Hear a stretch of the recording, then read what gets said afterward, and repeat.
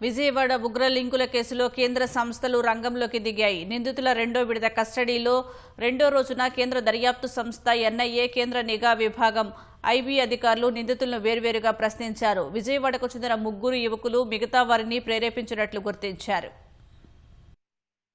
విజయవాడ ఉగ్రలింకుల కేసులో దర్యాప్తు వేగం పుంజుకుంది. కస్టడీ ముగిసిన 5 నిందితులు వెల్లడించిన వివరాల ఆధారంగా అధికారులు విచారణ జరుపుతున్నారు. ప్రస్తుతం రెండో విడత కస్టడీలో ఉన్న నిందితులపై ప్రశ్నల వర్షం కురిపించారు. షాద్మాన్ దిల్కష్, లక్మీ అహ్మద్, జిషాన్ అబ్దుల్ మజీద్, మీర్ ఆసిఫ్ అలీ, షారుఖ్ ఖాన్, ఫయాజుర్ రెహమాన్ ను విజయవాడ పోలీసులు కౌంటర్ ఇంటెలిజెన్స్ సెల్ అధికారులతో కలిసి కస్టడీకి తీసుకున్నారు. కేంద్ర దర్యాప్తు సంస్థ ఎన్ఐఏ, కేంద్ర నిఘా విభాగం ఐబీ అధికారులు శుక్రవారం విజయవాడ చేరుకుని ఇంటరాగేషన్ జరుగుతున్న టాస్క్ ఫోర్స్ కార్యాలయానికి వెళ్లారు. నిందితుల్ని వేర్వేరుగా ప్రశ్నించారు. యువతలో ఉగ్రవాద భావజాలాన్ని పెంపొందించడం, జిహాద్ కోసం సన్నద్ధం చేయడమే లక్ష్యంగా విజయవాడకు చెందిన 3 యువకులు మిగతా వారిని ప్రేరేపించినట్లు గుర్తించారు.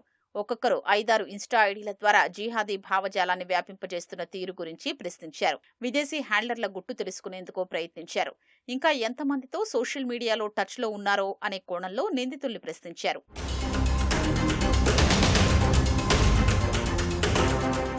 6 నిందితుల్లో కీలకంగా వ్యవహరించిన ఢిల్లీకి చెందిన లక్మీ అహ్మద్, జోధ్పూర్కు చెందిన జిషాన్ ను అధికారులు సుదీర్ఘంగా విచారించారు. ఈ కేసు పలు రాష్ట్రాలతో ముడిపడినందున ఎన్ఐఏ చేతికి పూర్తి స్థాయిలో వెళ్లనుంది. చివరి విడత నిందితుల రిమాండ్ సోమవారంతో ముగియనుంది. అనంతరం కేసు దర్యాప్తును కేంద్ర దర్యాప్తు సంస్థ పర్యవేక్షించనుంది. ఇప్పటికే కేసు బదిలీ లేఖపై విజయవాడ పోలీస్ కమిషనర్ రాజశేఖర్ బాబు సంతకాలు చేశారు. ఈ నేపథ్యంలో కేసు బదిలీ లాంఛనం కానుంది. ఈ కేసులో అరెస్టు అయిన మైనర్ రిమాండ్ను ఈ నెల 24 వరకు పొడిగిస్తూ కోర్టు ఉత్తర్వులిచ్చింది.